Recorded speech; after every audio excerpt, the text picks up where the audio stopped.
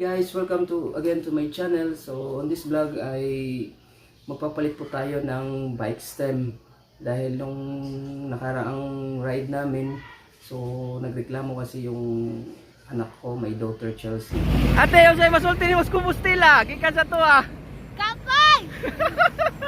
Sige lang, first time man. I was thinking na hindi siya comfortable doon sa ride namin. So napag-isipan ko at nakita ko na yung bike stem niya ay mahaba. Kaya so gagawa ko ng isang eksperimento na papalitan ko po ng mas maiksing bike stem. So ito.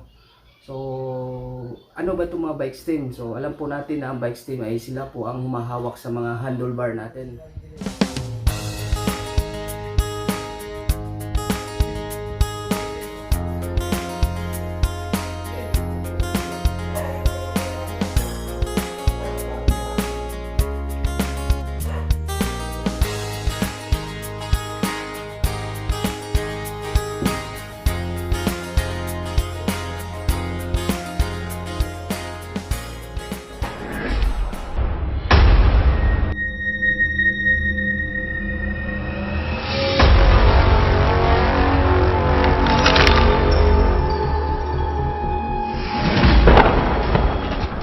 Napapalitan natin ay yung positive or negative. So ano ba yung positive? So pag positive nakaganon, so ibig sabihin nakaganon yung stem natin, pa akyat siya, so positive siya. So pag positive kasi comfortable yung riders.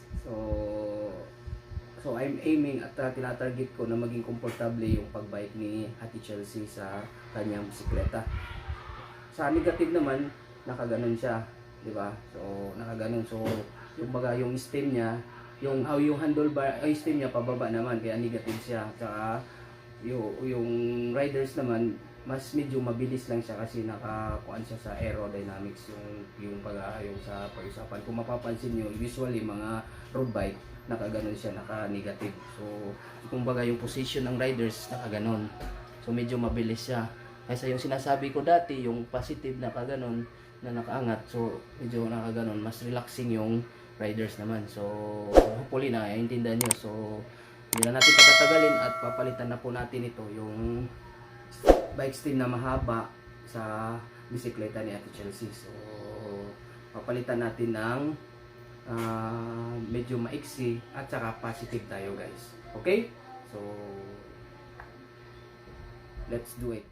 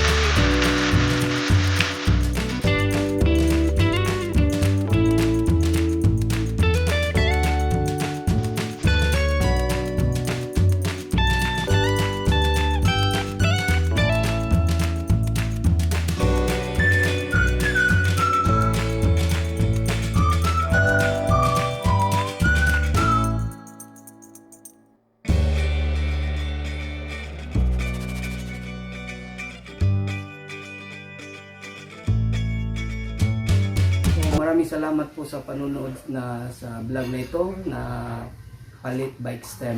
Alright, so keep safe everyone and God bless us all.